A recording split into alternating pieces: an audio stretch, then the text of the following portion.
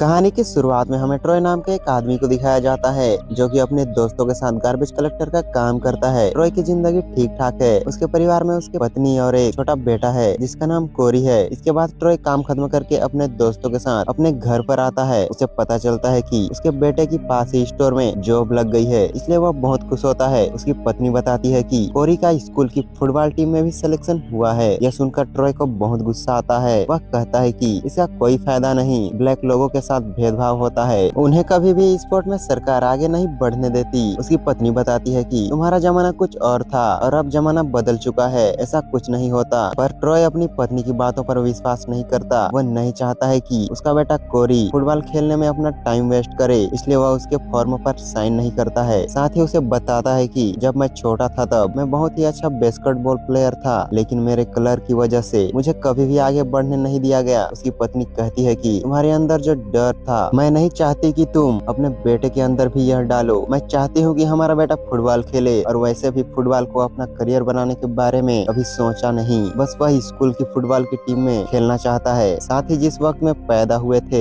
वह दौर कुछ और था, अब दौर बदल चुका है। ब्लैक लोग फुटबॉल, बास्केटबॉल और हर एक गेम में बहुत अच्छा कर रहे हैं। सरकार उन्हें सपोर्ट करती है और उसकी बातों पर ट्रॉय को विश्वास नहीं होता है। इन दोनों के बीच में झगड़ा होता है। तभी यहाँ पर ट्रॉय का बड़ा बेटा आ जाता है जो उसकी पहली पत्नी का बेटा होता है। दरअसल उसने 2 शादियां की है। उसकी पहली पत्नी की मृत्यु हो गई थी, इसके बाद उसने दूसरी शादी की, और अब ट्रॉय अपने बड़े बेटे को देखकर बिल्कुल खुश नहीं होता, क्योंकि उसे पता है कि वह जब भी आता है तो पैसे मांगने के लिए आता है। ट्रॉय उसे पैसे देने से मना कर देता है और कहता है कि तुम्हें काम करना चाहिए। उसका बेटा कहता है कि मेरी वाइफ काम करती है, जल्दी मुझे भी काम मिल जाएगा, मैं आपके सारे पैसे लौटा दूंगा। ट्रॉय कहता है तुम भी मेरी तरह कचरा उठाने का काम करो, तुम्हें अच्छे खासे पैसे मिल जाएंगे। पर उसका बड़ा बेटा कहता है कि मैं पैसे कमाना चाहता हूँ, लेकिन इस तरह नहीं। ट्रॉय कहता है कि तुम एक असली इंसान हो जिसे म्यूजिक से प्यार है, और म्यूजिक के अलावा तुम कुछ नहीं करना चाहते, इसलिए तुम्हारे पास कोई काम नहीं है। तुम्हारी मॉम ने तुम्हारी पालन पोषण में गलती की है, इसलिए तुम किसी काम के नहीं। इस बात पर उसके बेटे को गुस्सा आ जाता है। वो कहता है कि मॉम ने जो कुछ किया वो बिल्कुल सही किया, और जब मेरी मॉम मुझे बड़ा कर रही थी तब तुम कहाँ थे? तुम्हें मेरी मॉम और मुझ पर उंगली उठाने का कोई अधिकार नहीं है। तभी यहाँ पर ट्रॉय की पत्नी आ जाती है और अपने स्टेप में सन यानी ट्रॉय की पहली पत्नी के बेटे को $10 देती है, जिसके बाद वह यहाँ से चला जाता है। अगली सुबह दिखाया जाता है कि जहाँ पर ट्रॉय ने अपने छोटे बेटे को फैंस ठीक करने का काम देना चाहता था, पर उसे पता चलता है कि उसका बेटा फुटबॉल मैच खेलने के लिए गया है। इस बात से उसे बहुत गुस्सा आता है। वह अपनी पत्नी से कहता है कि तुम्हें उसे फुटबॉल में अपना टाइम वेस्ट करने के लिए नहीं भेजना चाहिए था। तभी वह देखता है कि वहाँ पर उसका छोटा भाई आया है जो पहले आर्मी में था। उसने जापान के खिलाफ वार लड़ी थी और उस वार में उसके पैर पर गोली लग गई थी, जिससे उसकी जान तो बच गई, पर वह अब पूरी तरह से नॉर्मल है। वह सड़कों पर गाना गा रहा होता है। तभी ट्रॉय की पत्नी उसके पास जाती है और कहती है कि घर के अंदर आओ, हमने खाना बनाया है, और वह उसके लिए खाना ले जाती है। तभी उसका हस्बैंड भी अंदर आ जाता है और बताता है कि मेरा भाई यहाँ से वापस चला जा। अब उसकी पत्नी कहती है कि हमें उसे किसी नर्सिंग होम में भर्ती कर देना चाहिए, क्योंकि वह बहुत दिनों से खाना नहीं खा रहा, उसे केयर करने की जरूरत है। यहाँ पर ट्रॉय के दिल में एक अलग ही गिल्ट होता है। वह कहता है कि मेरे भाई के वार के बाद जो $30,000 मिले थे, मैंने उन पैसों से घर खरीद लिया। अगर मेरा भाई पूरी तरह से नॉर्मल होता तो वह आज खुद इस घर में रह रहा होता। दरअसल ट्रॉय चाहता है कि उसका भाई उसके साथ इसी घर में रहे, पर उसकी दिमागी हालत पूरी तरह से नॉर्मल नहीं है, इसलिए वो इनके साथ नहीं रह सकता। पर ट्रॉय की पत्नी कहती है कि तुमने उन पैसों को सही इस्तेमाल किया। आज ये सारे पैसे उसके पास भी होते तब भी वह इन पैसों का कुछ नहीं करता। उसके बाद ट्रॉय की पत्नी घर से चली जाती है। अब ट्रॉय का बेटा फुटबॉल खेलकर वापस घर आ जाता है। ट्रॉय कहता है कि तुम्हें फेंस लगाने को होगा,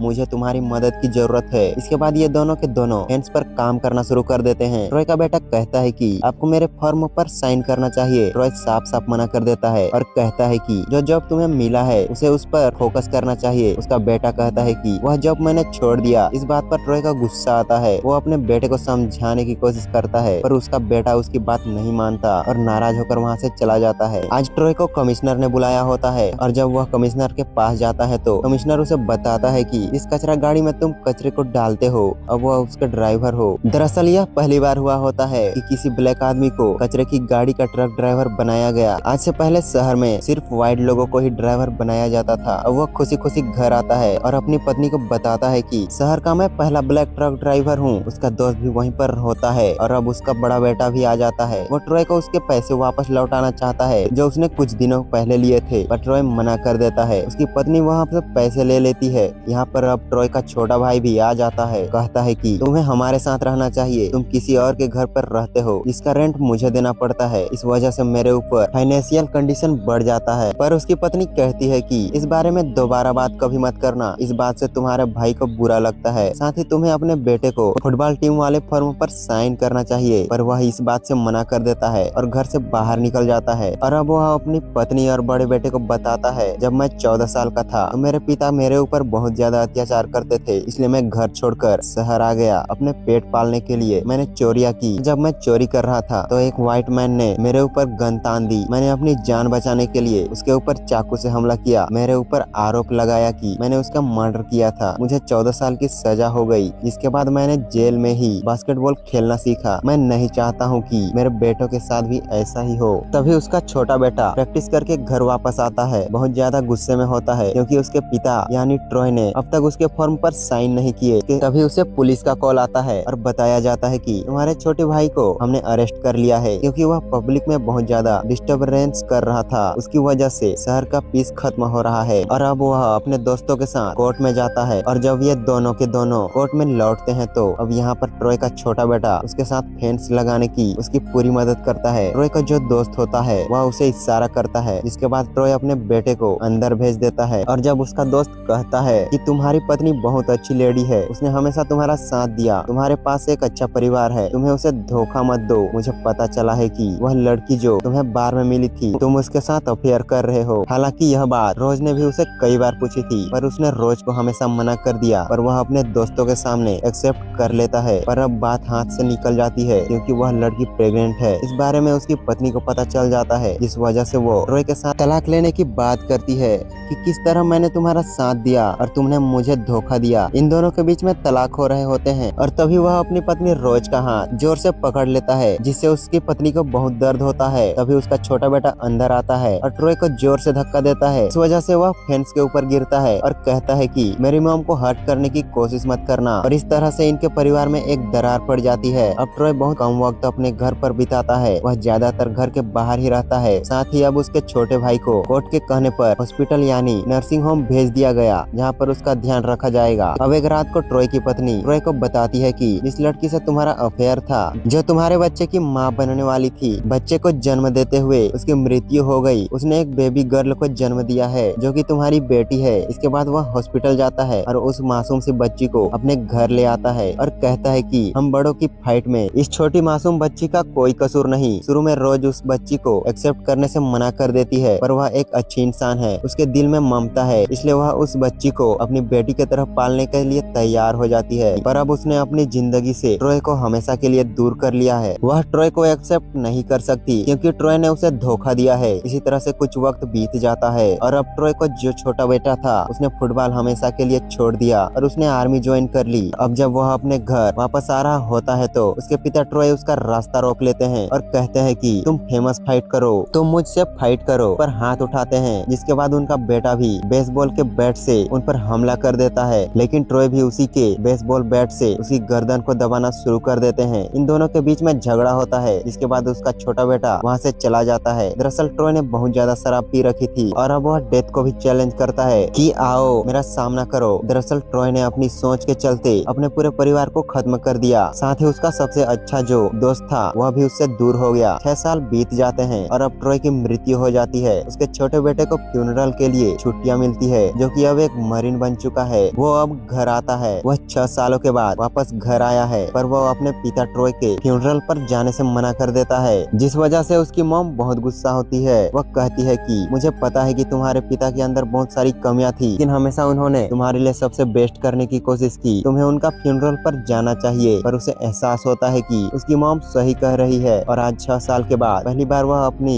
स्टेप सिस्टर को देखता है। उसका बड़ा भाई भी वापस आ चुका होता है, जो जेल में था। दरअसल धोखाधड़ी के केस में उसे जेल हो गई थी, पर उसे फ्यूनरल के लिए छोड़ दिया गया है। साथ ही यहाँ पर ट्रॉय के छोटे भाई को भी नर्सिंग होम से छुट्टी मिल गई होती है। वह कहता है कि हमें ट्रैप पर जाना चाहिए, हमें ट्रपेट बजाना चाहिए। उसके पास एक ट्रपेट होता है, जिसे बजाकर वह अपने भाई के लिए सेंट पीटर से स्वर्ग के दरवाजे खुलवाना चाहता है। वह 2 बार कोशिश करता है, पर सही से नहीं बजा पाता। पर तीसरा बार में वह बहुत अच्छे से बजाता है और तभी बादलों के पीछे से सूरज निकलना, जिसकी रोशनी ट्रॉय के पूरे परिवार पर पड़ती है। ट्रॉय का जीवन मुसीबतों से भरा था। उसकी जिंदगी में बहुत कुछ ऐसा हुआ था जो किसी ने कभी नहीं कह पाया, पर उसने अपनी जिंदगी में बहुत बड़ी बड़ी गलतियां की। आपको ट्रॉय की जिंदगी की कहानी से क्या सीखने को मिला, कमेंट बॉक्स में जरूर लिखें। उम्मीद करते हैं आपको यह कहानी अच्छी लगी होगी।